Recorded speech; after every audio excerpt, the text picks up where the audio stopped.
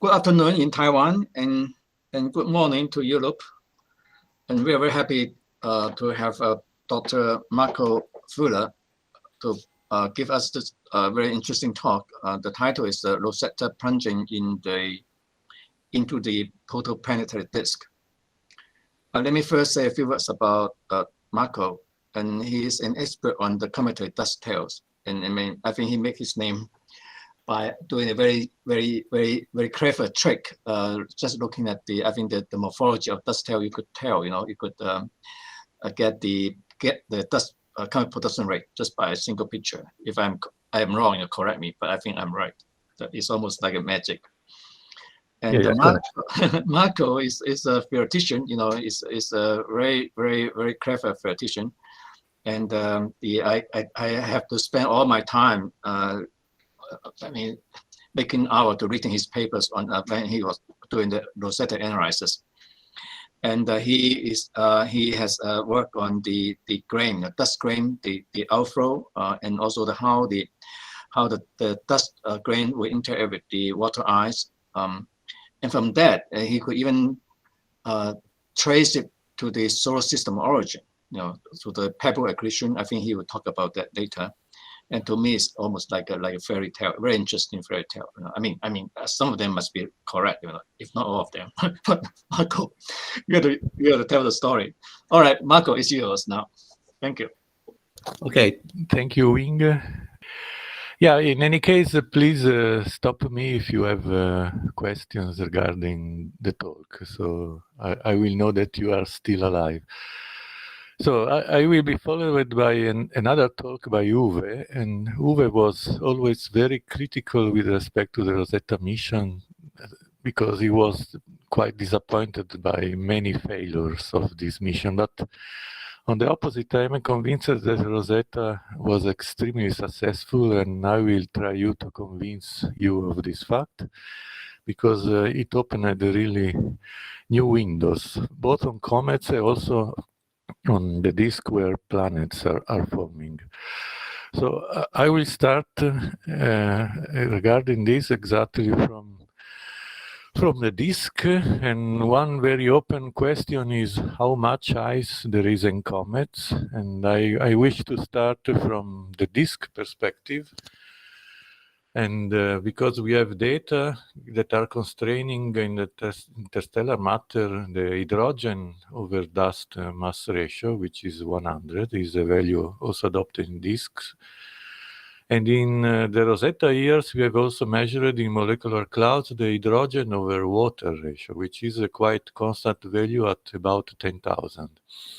So doing the ratio of these two ratios, we can easily arrive to the refractory to water ice mass ratio that I will call in all the talk delta, which is, by these two numbers, it's about 5. Now, it's very interesting that following the dust composition we have measured in comets by stardust and by Rosetta, and assuming a composition in mineralogy which is consistent with cosmic abundances, we can link the delta of big Kuiper belt objects where the density, where the mass is such that it's impossible to have any porosity. It's easily possible to link delta to the density of Kuiper belt objects, which is called here rho K, and to the abundances ratio between sulfides, silicates, and organics, hydrocarbons. We know more or less the bulk density of these three components in mineralogy. And so we can easily compute this delta starting from the density of the Kuiper belt objects. And we know very well the density of these 4 objects. We don't know the other density. Aumea is showing that we need very sophisticated techniques or space mission or at least stellar occultation to arrive to very precise sizes of these objects. And applying this very easy formula, we arrive to values of the refractory to ice ratio in these objects, which is extremely close to this 5. If we assume a chondritic composition, So at least we have an hint that for the biggest objects in the Kuiper belt, we have an agreement between what we expect from the astrophysical data and what we have measured in our solar system. Rosetta is suggesting that also the solar end case in composition, there is a change in abundances of mainly carbon and oxygen between these two end cases. In case of solar end case, in which carbon is much more abundant than in chondritic meteorites, we arrive to delta which are much larger than these 5. So I will go back on this possibility of delta much larger than this value. Also, this is suggesting a very important fact occurring probably in all the disks. So when we have to conclude that ice is much less abundant than mainly organics, because we know that most of the dust mass is in organics, we have to conclude that ice is probably embedded inside the porous dust. This was an approach that was never considered in the past in comets, and I have followed all the consequences of this assumption that ice is embedded in porous dust. We know now very well the structure of dust, and we can follow this assumption. So in this figure, I propose you the simplest possible nucleus structure, which is consistent with, at least with, in this scheme, with all the information we have regarding porous dust.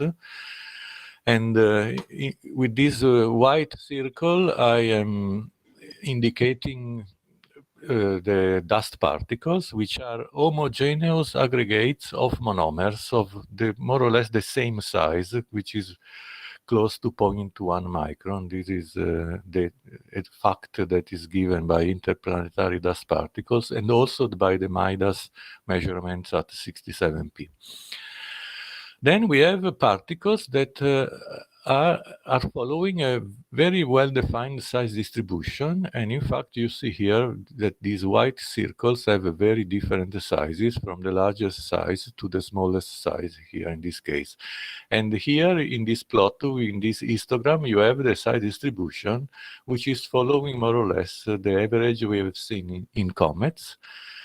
And important fact of this size distribution is that all the mass, all the volume is dominated by the largest particle. And in this plot, this fact is very apparent, because we see that these few very big particles are covering most of the area of this plot.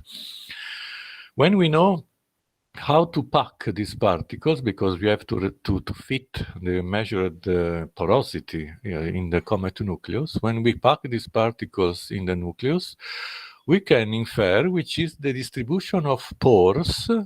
Here are plotted in dashed circles, like here and here and here.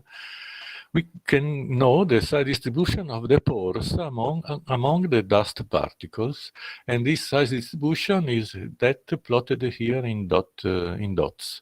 And we see that this size distribution is much steeper than the size distribution of the particles. So we can compute, following the size distribution, the Knudsen diffusivity of the gas, which is sublimating inside these particles, is entering in this net of pores, and has to travel through all this net of pores before coming out of the nucleus.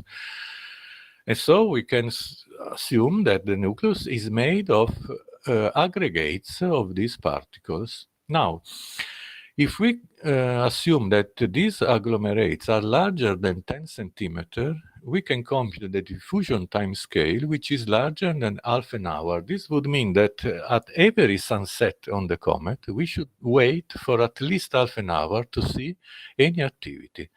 This is a fact that we have never observed, and this is a proof that the agglomerates of these inhomogeneous dust particles are smaller than 10 centimeters. So by this simple computation of the diffusion time scale, we can conclude that comets and planetesimals are composed of agglomerates that are more or less of the size of 1 centimeter. And we have called, since many years, these aggregates with the name of pebbles. So, in this way, we are concluding that comets are made of pebbles, starting from the hypothesis that ice is sublimating inside dust. So, why a comet is composed of pebbles and not by larger planetesimals or cometesimals? But first of all, we have a fact that Rosetta has observed this pebble. Of course, we need observation of a scale of millimeters, and SIVA was able to do that. And you see here the size distribution of these pebbles that were observed on the nucleus. And if you translate this cumulative number distribution of the size of the pebble into a differential size distribution, you will get a very peak Gaussian at the peak size of more or less, which is this knee, more or less is exactly one centimeter, 12 millimeters in this case.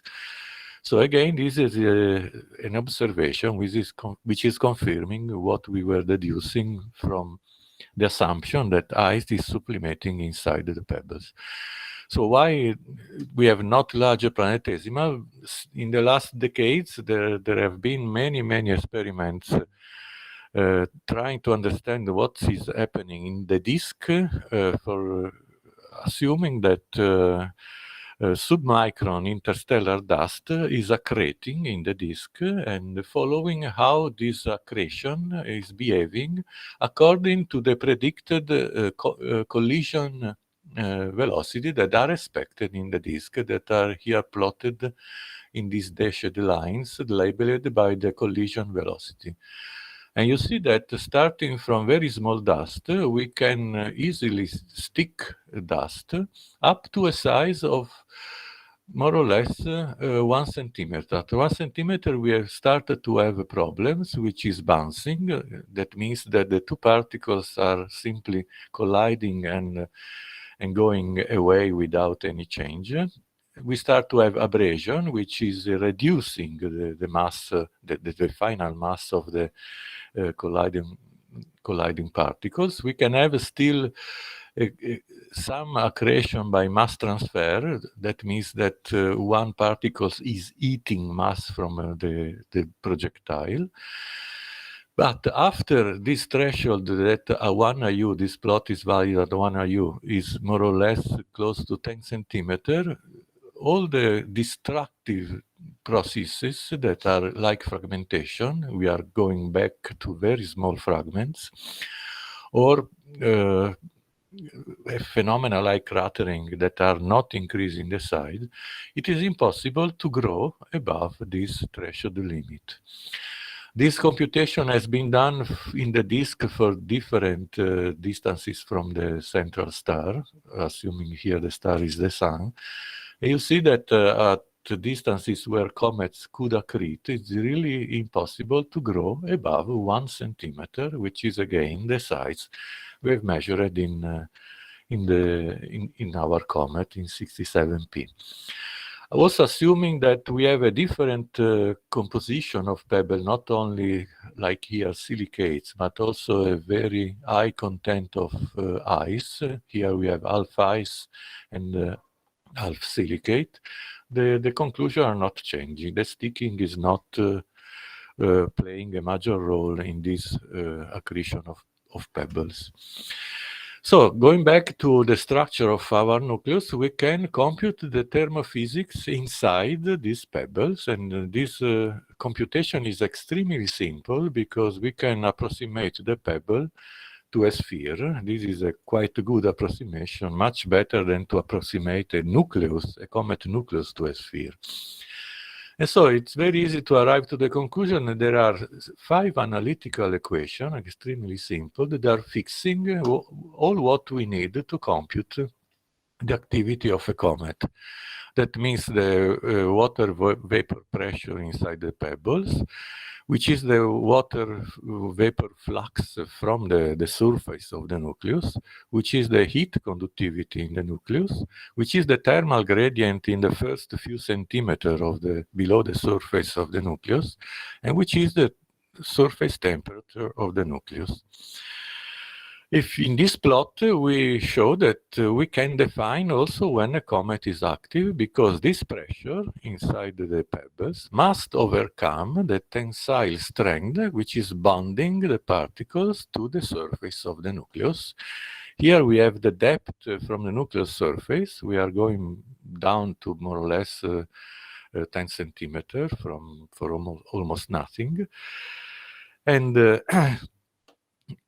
this depth is also giving the size of the particles that we are ejecting, because from the surface, from a depth of 10 centimeters, we will eject a particles which is 10 centimeters in size. So this straight line is giving us, according to laboratory experiments, which is the tensile strength which is bonding on the particle. And when the pressure of the gas inside the pebble is overcoming this tensile strength, we have ejection of particles from this minimum size, which is 10 micron at perihelion of 67P, up to 2 centimeters, which is the largest size which can be ejected by water pressure inside the pebbles at perihelion of the comet. Decreasing the temperature, the pressure is decreasing up until we go to a pressure, limit pressure, below which we cannot have any activity. And this pressure for water is 205 Kelvin. So we can define in this way, which is the onset of activity for each ice, simply checking when the pressure inside the pebble is arriving to overcome the tensile strength bonding the particles. Now, if we compare this model to one of the classical model of pure ice on a comet surface, this model in general is giving temperature which are much higher than the pure ice on the surface, but water fluxes which are much lower than the water flux which is expected from pure ice on the surface. So it is necessary to compute this quantity to have a self-consistent evaluation of all these parameters. We can apply this model to 67P, simply taking the water flux Q to compute for each facet. In this case, we have considered at each orbital phase of the comet. The shape orientation, we considered 100,000 facets of the real shape model of the nucleus. For each facet, we can compute Q according to the solar zenithal angle. We have to consider only the facets where the temperature is overcoming the 205 Kelvin, and we get this black curve, which is completely parameter-free curve. We cannot shift vertically this black curve in order to fit the data, which are here plotted in these blue squares. So we see that this model, without tuning any free parameter, is providing at once a very, very good fit of the actual data of the water loss rate. In particular, is providing a very steep decrease of the water loss rate according to the increase of the heliocentric distance. I think this is the first time that we get this perfect fit of the slope. In the past, all the thermophysical model based on a crust were providing much shallower decrease of the activity. We are writing the final paper fitting all the data. We are able also to predict this decrease at the beginning of the activity, which is related to the erosion of the nucleus. I will come back on this point in the next slides. So, in fact, after we know the pressure and the water flux, we have also to compute the nucleus erosion, which is actually independent of the water flux, because we have seen that the two-parameter tuning the activity is simply the pressure, and the pressure and the pressure mainly depends on how fast is the heat traveling inside the nucleus. We will see that the erosion actually depends on this SM parameter because the size distribution of the particles is dominated in volume by the largest ejected particles. It was quite hard to actually measure the erosion on the nucleus of 67P. Cambianica was managing this, simply measuring the shadow, the length of the shadow of some outcrops in API.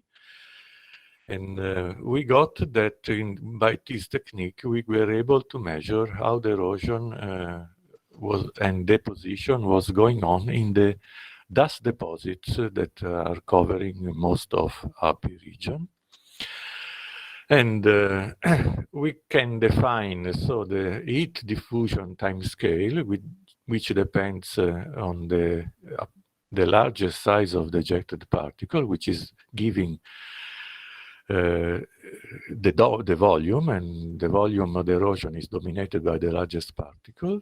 And simply dividing the largest size by the heat diffusion time scale, we get the erosion speed in centimeter per day. And we predict by the model, because the model is providing both SM and both the heat conductivity at this size. We predict this value 4 centimeters per day at the beginning of the mission and 13 centimeters per day at perihelion. Cambianica was measuring exactly this number, which is consistent with this prediction. So at least for API, we have the confirmation that our model is working. We have to point out that this erosion, measured erosion, is very, very big. It's providing for this very tiny area, which is simply the area encircling these outcrops.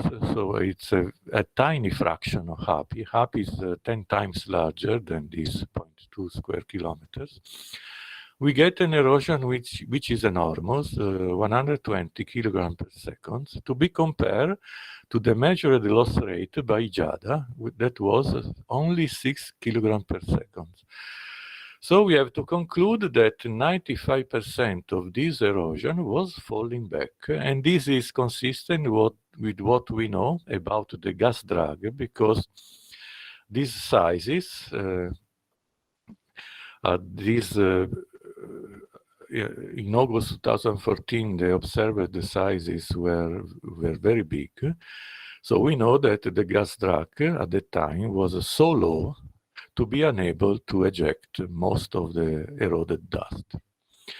However, we have a problem because we get that at perihelion, on the opposite, the gas drag is very strong.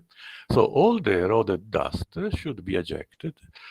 But since we have an even larger erosion and the dust loss rate, which is anyway much lower than expected, multiplying this erosion by all the surface of the nucleus active at perihelion, we have to conclude that at perihelion, only a very small fraction of the exposed, the sunlit area is actually eroded by water into dust, which is smaller than pebbles. So we can also compute the nucleus dehydration rate, which is independent of the erosion, and we can compare this dehydration to the erosion. And we have two regimes. When the dehydration is faster than the erosion, we have a nucleus which is dying because we are building up a crust. When the dehydration is smaller than the erosion, is lower than the erosion, we have activity because the erosion is refreshing continuously the surface and exposing fresh ice. So, but since by the in the previous slide, we have seen that we have to assume that all the nucleus surface is active. We have to conclude that also the water poor area, where the water erosion is not working because the hydration is faster, is eroded by CO2-driven erosion, which is refreshing the surface, ejecting chunks.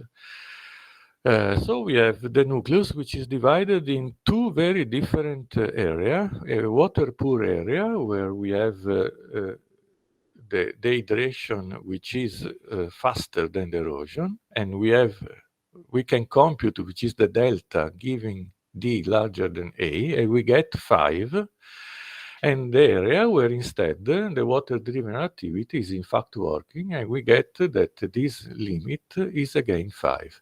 And by chance, by a completely independent approach, we arrive to the same average value that was provided by interstellar and molecular cloud data.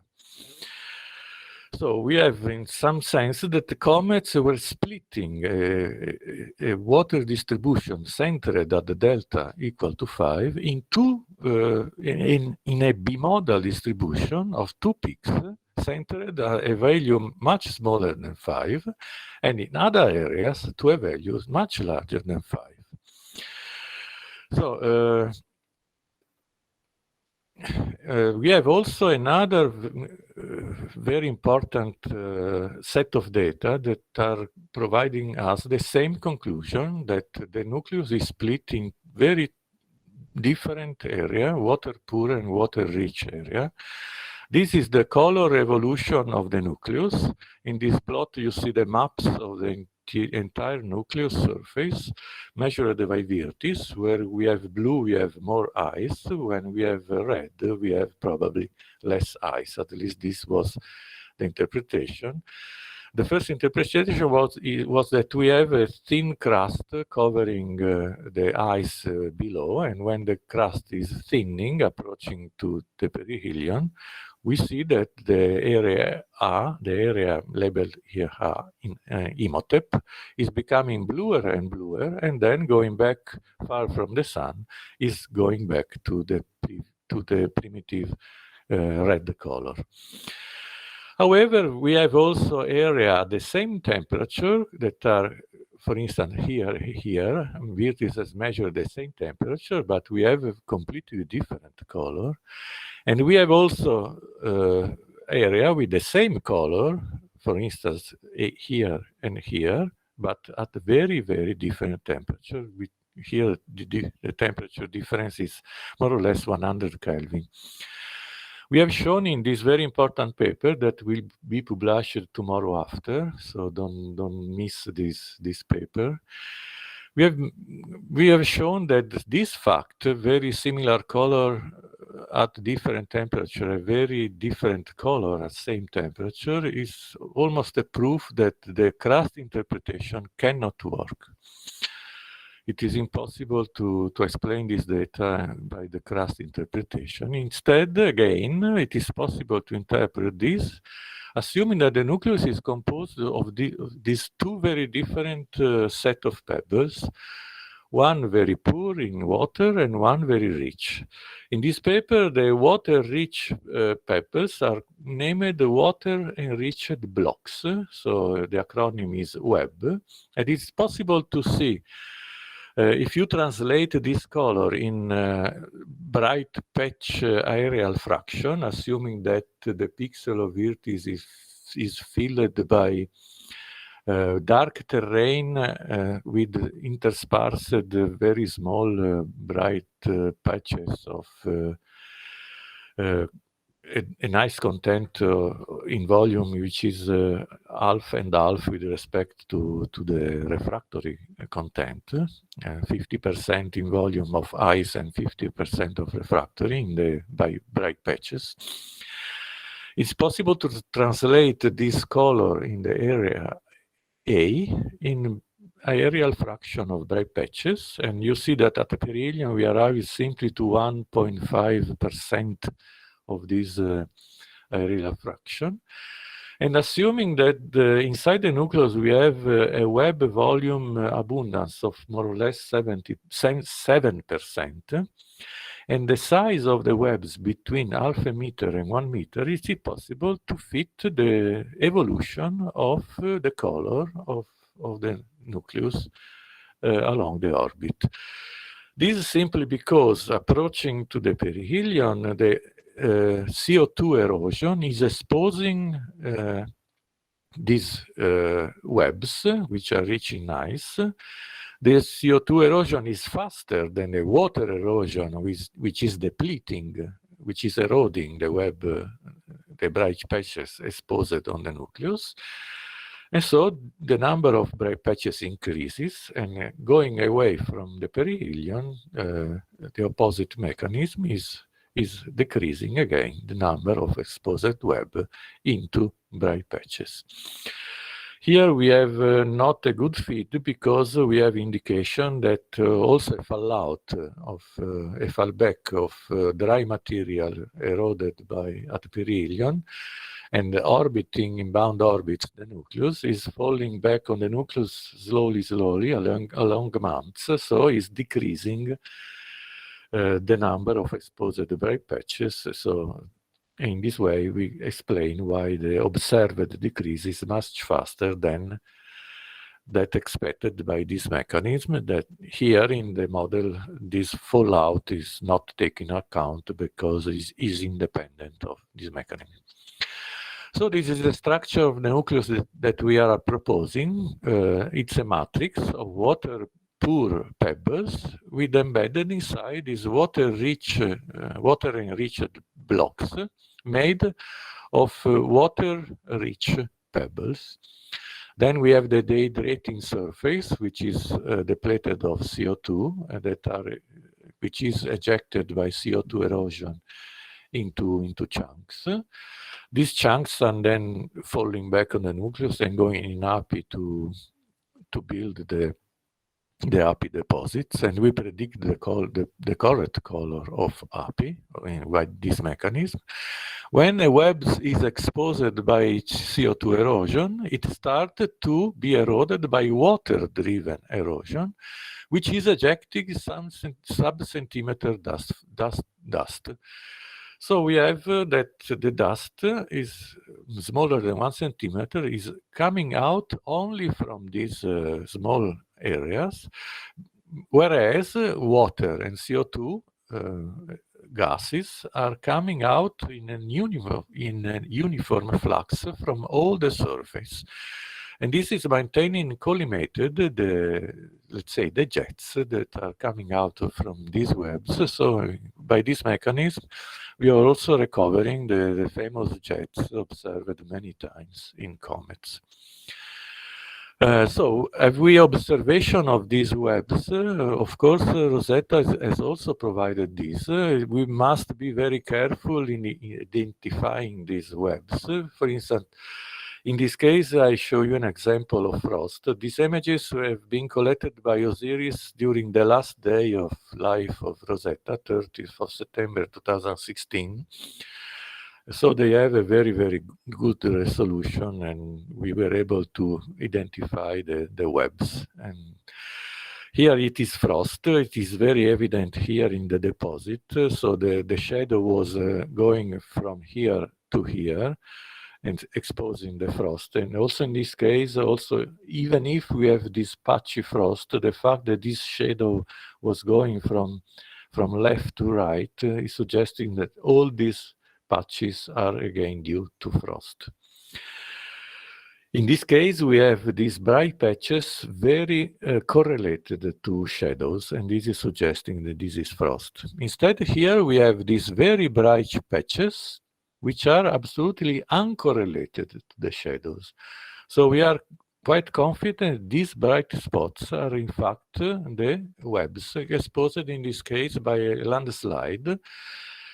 Here the resolution is extremely high, so these webs are much smaller than 1 meter with the size we predict.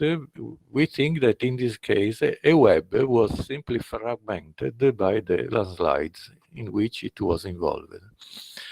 Instead, in this picture, we have the correct resolution. Here we have more or less 30 centimeters per pixel.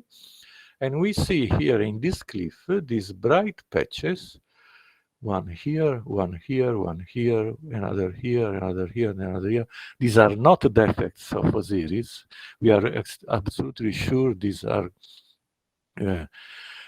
ice patches. And these are, in fact, the webs that are surviving by the sublimation long enough to be observed in this image of this cliff. So we think that this cliff is providing us a section of the interior of the nucleus. The interior of the nucleus is exactly made in this way, a water-poor matrix with embedded water-enriched blocks. Of course, inside the nucleus, we will have many more of these blocks because they have not been exposed to the sun and so depleted by water sublimation. For instance, so we can have statistics of bright patches. It's very interesting to see these bright patches are much bigger than 1 meter, and this means that the tile of the size distribution of the webs may arrive also to tens of meters. Also, the peak, both in cross-section, in volume, and in size, is at 1 meter. And we have this distribution, and we see that more north than the plus 30 latitude, we have never seen any bright patches. We have seen many also at the South Pole, but no one northern than this latitude. This because northern of this latitude, we have very thick deposits that are damping forever the CO2 erosion, because only CO2 erosion may expose the bright patches, the webs that are becoming bright patches on the surface. Now, how to measure the delta in the water-poor pebble and in the water-rich pebble? In the water-rich pebble, we have observation. For instance, this is probably a water-rich block that has been scratched by Fulle that was landing in the final site of landing, and before arriving there was scratching this web and exposing the interior, and many observations had fixed the delta inside the webs to 2, the value of 2. In volume, half ice and half refractory. This is the limit value to be the assumption of our model that ice is embedded inside dust. Of course, if the volume of ice is overcoming that of refractory, our model cannot work anymore. So this is the lowest possible value of delta that was measured inside this web. So we can conclude that the water-rich area have this delta. What about the water-poor area? And how to decrease the average value from 5 to 2? We know the mechanism in the disk. This is the well-known cold finger effect. We know that in the disk at the snow line, we have sublimation of ice that is recondensing on colder particles. And this mechanism was studied very well 5 years ago. And these authors have shown that at the snow line, we have a strong increase of the delta value, up to a factor, in this case also a factor 3, which is more than that we need. We need simply to go from delta 5 to delta 2. So, of course, if we have a way to transfer ice from some dust to other dust to enrich this dust of ice, we have to deplete other dust of ice. So this mechanism is splitting a delta distribution centered at phi to a bimodal distribution of delta centered at 2 and another delta centered at a value much larger than 5. Now, this process is happening at the snow line, but we know that comets were born much farther from the sun. So we have, in any way, we need to transfer this dust enriched of ice much farther from the sun that where it was born at the snow line. We know that this transfer of matter was very, very effective in the disk. For instance, we know that the comets born at 30 IU are including in the dust minerals that must be born very, very close to the sun, more or less at the Mercury distance from the sun. Because these huge, very big minerals, here we are speaking of 3 microns, and this size is much bigger than the size of interstellar dust, which is 0.1 micron. The only way we have to sinter such big minerals is very, very close to the sun. So this is a proof that we have this transfer of matter from close to the sun, also from the snow line, up to 30, 50 IU where comets were born. This thus was observed in 81P comets, Wild 2 comets. We know that also Rosetta has observed the same minerals. This dust here is the plot showing the mass and the cross-section measured by JADA. These lines are showing you where we expect to find the minerals of the density of sulfide, which are the densest we can find, for an oblate shape of 5 and an aspect ratio of 5 and 10. And you see that these particles must be almost pure sulfides, because it's the only way we have to explain this very high density. Instead, this very low density can be easily explained by the porosity of the dust. But here, this dust cannot have any porosity, because that would shift this point much on the right.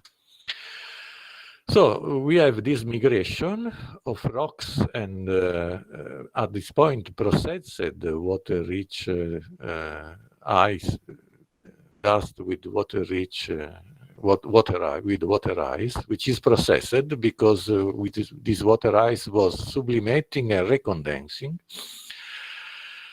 And so we have the way to have at 30, 50 IU these 2 family of pebbles. And so since we know that in this water-rich pebble ice has recondensed, we can be quite confident that in these pebbles the ice is crystalline. We can be confident that we cannot have supervolatiles in these pebbles, because supervolatiles, of course, sublimate at the snow line, but cannot recondense. The temperature is too high. So we have crystalline ice, no supervolatiles. Water ice is the only ice in this pebble. Since we have recondensation, we know that d over h of ice is reset to the value of found in chondritic meteorites, and we know that delta in this water-rich pebble is 2. On the opposite, we can think that the water-poor pebble are the original one that have been always placed at 30, 50 IU. In this case, we can still have amorphous water ice in this pebble. We can have all the supervolatile, because the temperature of the pebble has been always remained very, very low. And so there we can have the highest value of the over H ever measured in comets, which is actually the value measured by Rosina on board of Rosetta. And following when this value was measured, we are quite sure that this value was measured from water coming from deposits, and deposits can only be composed of water-poor pebbles. And so now we know all the chemistry of both family, and we can also infer delta that must be 50. There are 3 reasons to fix delta to 50. One is the value of delta measured in API, which is 100, and it's possible to show that this value inside this pebble of 50 is provided 100 in API. Another one is that we have observed a huge quantity of crystalline water ice in protoplanetary disk at very low temperature.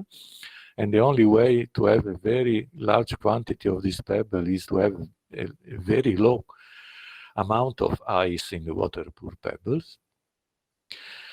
And then also the seasonal cycle of the nucleus color I've shown before is fixing delta at 250 in these pebbles. So we know all the chemistry, and we have to conclude that if you want to search for pristine matter, we have to go in the water-poor matrix, because the pebble, the blocks rich in water ice, the bright one in the images by Osiris, have been heavily processed on the snow line of the disk. So this is quite the opposite. If you want to search for pristine matter, go far from the water ice you see on a comet. Now, this dichotomy in distribution of water pebble is easily suggesting that, for instance, D over H should be correlated to another, to some parameter of comets, because if we do a linear combination of these two pebbles, simply changing the amount of water-rich versus water-poor pebbles, it is possible to find, for instance, D over H correlated to something. And we know that in comets, D over H is correlated to the so-called active fraction. This is a very important paper by Liz and co-workers. Now, active fraction heavily depends on how you model the ice on the nucleus. So I prefer to translate this quantity in a quantity which is model independent. And I think that the water flux coming from the nucleus versus the water flux coming from common distributed sources is a quantity which is independent of the model we adopt. And we know that in 67P, this ratio is much larger than 1. And we know that, for instance, in Hartley-2, this comet with a very low D over H, 67P has the highest D over H ever measured. We know that Hartley-2 has this ratio, which is much smaller than 1. And our activity model is able to compute this ratio, and we get that the diversity of all comets, which is providing the diversity of D over H, is simply due to the ratio of AP over AR. For instance, if we consider these two comets, 67P and Hartley-2, we get that in this case, AR is 7% of the total of the active area. If you do this computation, this is exactly 7% of 5 square kilometers. On Hartley-2, the AP over AR ratio is opposite. Here, this ratio is more or less 12. Here is 1/2. And simply changing this ratio, we get two more comets which are completely different and are providing D over H in case of 67P, this value, which is exactly the value measured at perihelion by Rosina. The last estimates it is impressed on astronomy astrophysics is 5.0 plus minus 0.4. And our model predicts 5.0 plus minus 0.7 in case of no distributed sources. Instead, on Hartley-2, the model gets this value, which is perfectly consistent with the value that we have measured by Herschel on Hartley-2. So the diversity of comets is simply due to a different ratio for water-rich versus water-poor pebbles. And so, at the end, to measure the overarching comets, the delta, you see that the delta value is extremely high in 67P and is also high in Hartley-2, simply because water-poor pebble have a very, the water-poor matrix has a very high delta of 50. So to measure the overage, to measure delta, and also to know where comets were born is not giving any information on the disk. What matters is not where comets were born. What matters is where pebbles were born. And this is providing all the chemistry of the disk, simply knowing the chemistry of these two families of pebbles that are populating the disk everywhere outside the snow line. So this is the evolution we wait for in the disk, from grains to pebbles to planetesimal. We start from presolar grains, which are very small and are very compact. We observe this in the interstellar matters. We start with stickings, and these grains are growing in fractal particles. This is a volume filling factor, which is 1 minus porosity. So fractals are very, very void, but these fractals can grow up to very big sizes, from this size to this size. Then we start to have increasing velocity, collision velocity in the disk. This was happening in the molecular cloud. In the disk, we start to have a high velocity. So these fractals are compacted into particles, which are much less porous than this, and to size more or less of 1 millimeter. Then we have the mixing of the disk, which is enriching this dust of rocks and of water ice of delta equal to 2. Then we arrive to erosion barrier when the collision velocity are growing above 1 meter per second, and the particles stop to grow to pebble size of 1 centimeter, and in between the pebbles we can still store the pristine fractals made of interstellar particles. Rosetta has observed also these fractals, which are the most pristine dust we can ever detect in comets. And then this pebble, by instability, gravitational instability in the disk, at once form a planetesimal in extremely fast times, less than 1 million years. And so from this size, we can jump 2 sizes of kilometers and thousands of kilometers. And according to the size of the planetesimal, if we stop to 1 kilometer, which is a comet, we still have a porosity of 75%, as observed by Rosetta. If we grow to much bigger size, we are losing all porosity. We have very compact object of 0 porosity. Streaming instability is this process, is the most promising mechanism to collect cloud of pebbles that by self-gravity are growing into planetesimal in very, very fast times. More or less here the scale is 0.1 mega-year. And we see that the streaming instability is expected at 30 IU, is expected to be most efficient again at the size of 1 centimeter, which is the pebble size that we have measured in Rosetta and that our activity model is suggesting to provide the fit of all the observation provided by Rosetta. And so to conclude, we can conclude that pebbles may be able to explain practically all the data we have collected in comets by Rosetta, but also by all the other observations like d over h, which is proportional to the nucleus active area fraction. By these pebbles are able to fix the structure and chemistry of the disk in these 2 very different family of water-rich and water-poor pebbles. And of course, this model is showing to be extremely productive, because in the next months, we have seen that we are able, for instance, to predict why we have dusty and gassy outbursts. The model is easily predicting these 2 very different family of outbursts that Rosetta has observed.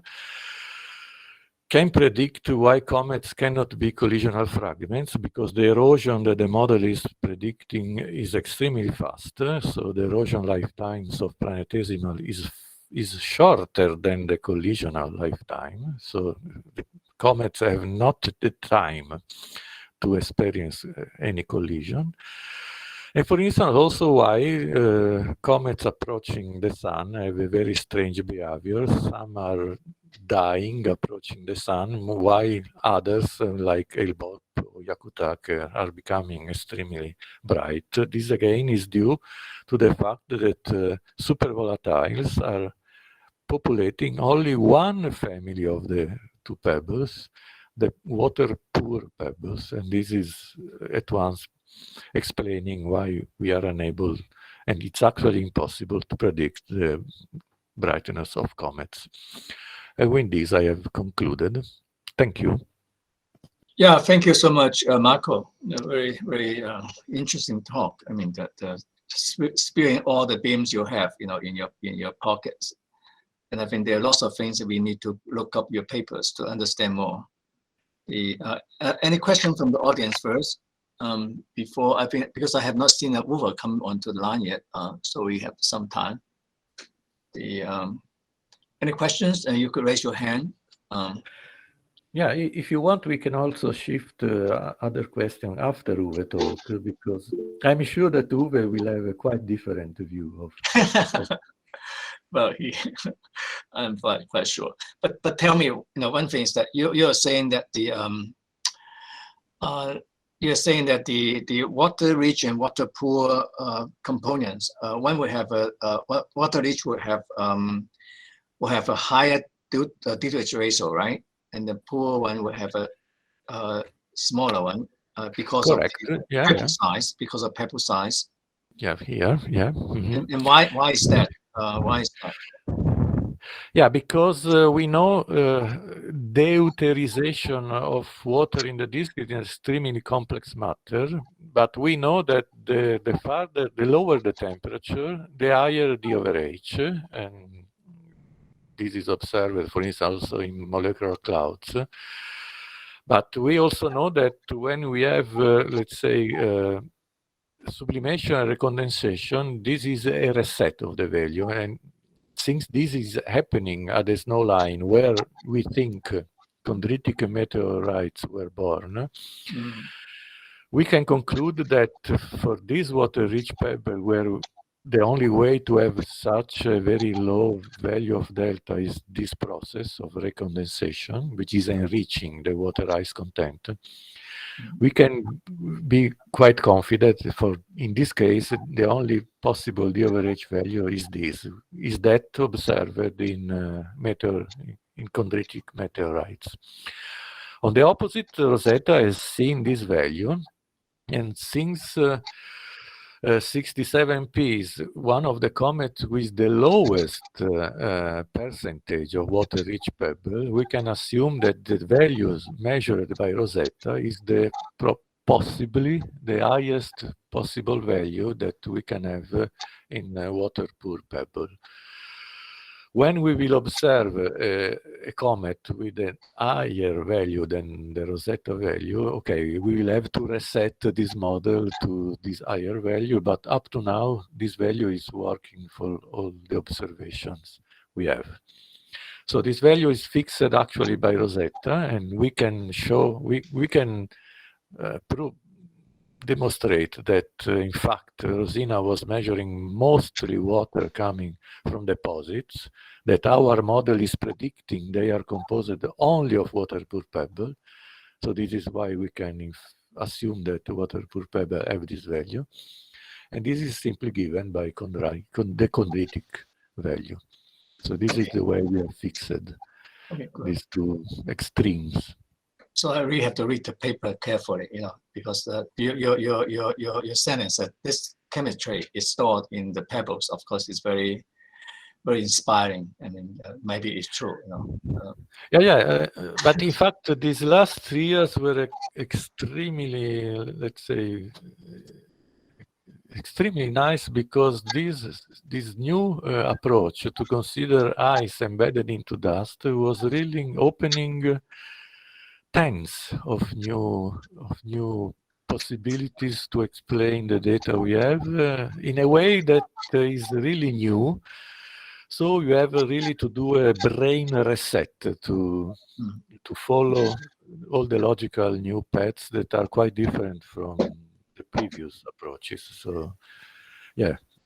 The one question I have to both of you is that what do you think of the 67P? Is it really pristine, or is it a product of collisional fragmentation? Yeah, I leave the last word to Uwe, because this is respect due to Uwe. So I think that all the Rosetta team was quite convinced that 67P is not has not experienced a heavy collisional history. But we have on the other side the dynamic people that are working dynamical model, that they are sure that before in the Kuiper belt on times of billions of years, there is no escape. Collision have to occur. So the way I found has been suggested by the last observation of activity very far from the sun, actually in the Kuiper belt. Now we have telescopes that are powerful enough to detect activity at 30 IU, and we have already 2 comets, and we are discovering others that are active in the Kuiper belt, and at such a rate that the lifetime of a comet is for sure shorter than 1 million years. So we have a strong paradox, because we need that at least the Jupiter family comet that have an orbital distribution which is very flat in the ecliptic plane, and it seems that the only way to explain these very flat orbits is that they were originating in the Kuiper belt. And so we have this paradox that we need to have comets stay in the Kuiper belt for billion years, because this is the age of the solar system. But we know that we have comets active there with a lifetime of 1 million years. And this is a difference of 4,000 in factor. So this is an incredible paradox. The solution I suggest, but is crazy from the dynamical point of view, is that all comets they were put outside, let's say 100 IU. Outside there, probably the activity is low enough. There is no activity, so it's a real freezer for comets. So all comets have to be put up within 1 million years of the solar system lifetime, outside 100 IU, and so they were stored and they could survive. This is working for maybe for Oort comets, because this is the process we think is working for comets. We simply need that this ejection was much faster than we were believing up to 10 years ago. But apparently, according to the dynamical scientists, this cannot work at all for Jupiter family comets. And so we are stuck there. Katrin Altweg would easily answer that dynamical people do not know anything. This is her opinion, very strong as usual, because Katrin is a strong lady. In this case, I agree with her. I don't think that really we have we know the initial condition of the disk to imagine how the dynamical evolution of comets was going on in the first years. Anyway, we are stuck there. We think 67P is not a collisional fragment, but all the dynamical models are convinced of the opposite. 67P must be a collisional fragment, and this I listed you all the problems we have regarding this. Okay, right. Uwe, thank you. Marco, thank you, and everybody. Yeah, thank you very much. Thanks for the invitation. And hi, Uwe. Hi, Marco. See you next time. Yeah, see you in Braunschweig. Yeah, that's a good thing. Come and see us. Yes. For sure. Good. Bye-bye.